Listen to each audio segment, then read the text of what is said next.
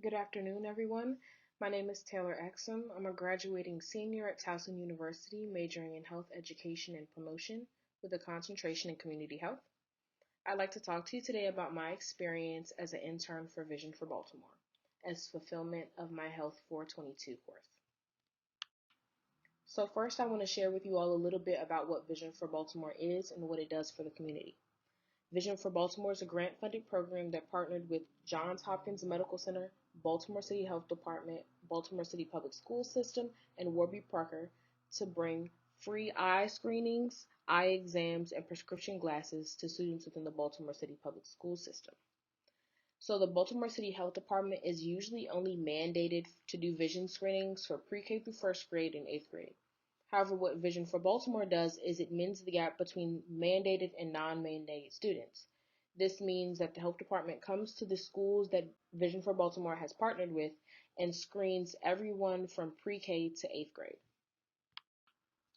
So what's my day-to-day like? This internship is a full-time internship, as many of them are. I work an average of 6 to 8 hours a day, Monday through Friday. However, my hours are a little bit untraditional. Because I work with the Baltimore City Public School System, I often have to attend events that are in the evenings, sometimes after hours. So I may start my day at 8 o'clock and then take a break at 2 and then come back to go to a school for like a back to school night or some event that they're having in which we can use their platform to share more about Vision for Baltimore. I don't work outside the internship, and I recommend that all interns follow suit with that. It's quite difficult to maintain a part time job and this internship unless your hours are very structured to the point where you can work around it and maybe have an evening job. As I said, my hours fluctuate, which is why I was unable to do so. My internship specifically requires reliable transportation and traveling to various locations. As I said, I have to go to different schools to work with them and facilitate the screening or eye exam process. Sometimes I have to go independently and requires me to have transportation on my own. So how did the internship selection process work for me?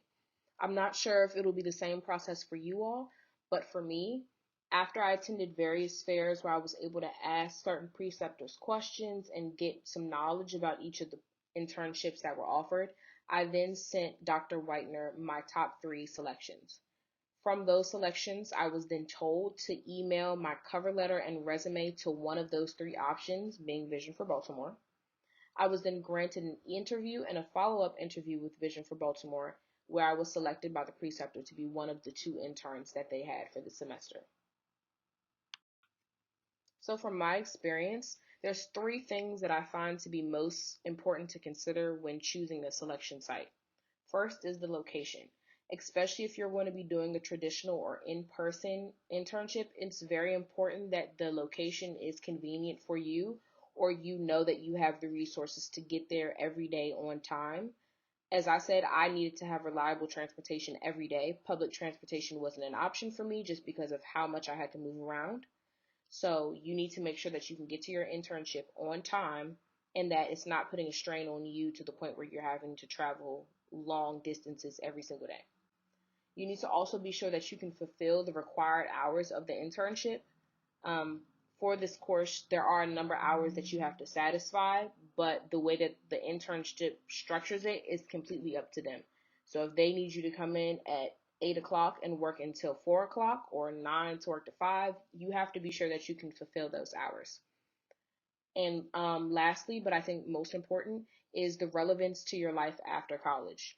When you're picking the internship site that you want to go to, you need to make sure that it has some relation to what you want to do when you graduate. So that when you put this on your resume and you gain the experience, it's applicable to the things that you want to do after college or where you want to take your career. So as you all might know, you'll be tasked with the requirement of completing some projects while you're doing this internship. Once you get to your internship site, you can do some research on different ways or different projects that you can present that will leave a lasting impact on your internship site. So for Vision for Baltimore, one of the main components of this grant-funded program is monitoring the adherence and upkeep of the glasses prescribed to the students. In order to prove that this grant-funded program is worth the funding, we must prove that it has statistical significance and does improve the academic performance of students in the classroom. This only works if students wear their glasses. So I wanted to come up with a way to promote confidence and comfort amongst Vision for Baltimore students. So I created a series of testimonials of students who had received prescription glasses from Vision for Baltimore, where they share words of encouragement and tips and tricks in order to upkeep and adhere to the prescription glasses they had been prescribed. So throughout my experience as an intern for Vision for Baltimore, I've developed different pros and cons that I'll share with you all about my program specifically. So I do enjoy the fact that I'm given a different task each day. My responsibilities are ever changing. I'm given different schools to go to where I may need to facilitate in the screening process, help with eye exams, or even help with dispensing of glasses. So I love that it's never really mundane. I'm never doing the same thing every single day, and my schedule is constantly fluctuating. So it feels more exciting rather than coming into an office and just filling out paperwork every single day.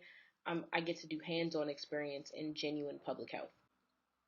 Secondly, I'm given independence and treated as an equal. I've been given the opportunity to head on my own schools for the Vision for Baltimore process, and that's been very exciting to be able to interact with the schools hands-on and to be given the autonomy to work in the field by myself. It teaches me how to work independently, but also how to work as a group without feeling like I'm a subordinate or that I don't have equal responsibility.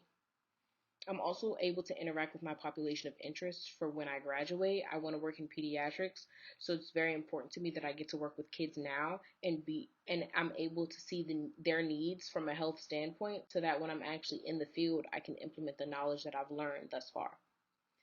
But there are cons to every internship, and for me, the two that I found was sometimes it can be challenging the commute of going to different schools every single day. Um, the one nice thing of having an office is you only have to go to one place every day. You know how to get there, the traffic pattern is usual, and things like that. But when you have to go to different schools within the city, you have to always account for how far the school is from you. Sometimes it can be 15 minutes, sometimes it can be 30 minutes. So you have to adapt when working in this internship. Another con that I found that's not necessarily within the internship but is deeply related is the deficit that the public school system in Baltimore has with resources and staff.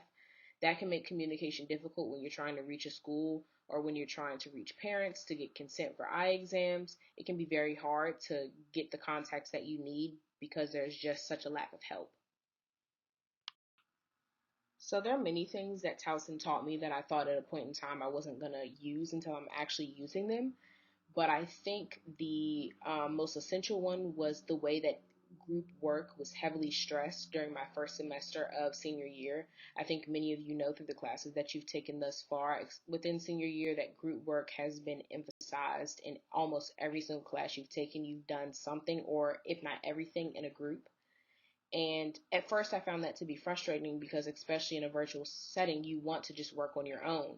But then you get into the work field and you realize that, especially when working in community health, it's impossible to complete goals for community health working independently. You can't, how can you serve a community working by yourself? You have to work with the community and you have to work with people who have the same goal as you. You're not the only person trying to solve something, so you have to work through the problem with people. And that's what Towson's, at least specifically this last semester, has taught me is the importance of working, collaborating, and communicating with your peers. It keeps everyone up to date with what you're doing, and it makes a workflow much more cohesive. So now that my internship is almost over, I want to share with you all some hidden gems that I've learned thus far. First, this internship is a great opportunity to network with people who may be in your desired field of interest. You've been working with them for 5 months, and they may be in a position that you may want to be in the future. This is a great opportunity to form a relationship with them, and you never know if you're going to need a connection when you step out into the workforce, and it would be great to have a resource that you could call on. It's very polite, especially considering the fact that you've been working with them for over 5 months, to stay connected with them even after you finish your internship. You may want to let them know where you go to graduate school, if you've gotten a full-time job after you graduate, or if you may even be working in a place that they helped you find. It's nice for them to know that they had a lasting impact on your academic and work career. So I definitely think you should stay connected. Lastly, this is a great time to create useful habits for when you enter the workforce, and you should use this time to your advantage. This would be a great time to learn time management skills, productivity skills, and ways that you can complete tasks efficiently for when you're in the workforce. Many people only have part-time job experience, but now you've been doing a full-time job for 5 months, so I would definitely use those tools to your advantage. So I really appreciate you guys for listening. Congratulations if you've already had a site selection, and good luck to you if you have yet to have a selection site. I'm sure you all will do great. Professor Mickey should be sharing my contact information with any of you. If you'd like to reach out with any questions that I maybe didn't go over in my slideshow, you can definitely reach out to me and I'd love to talk. So thank you for listening. Good luck.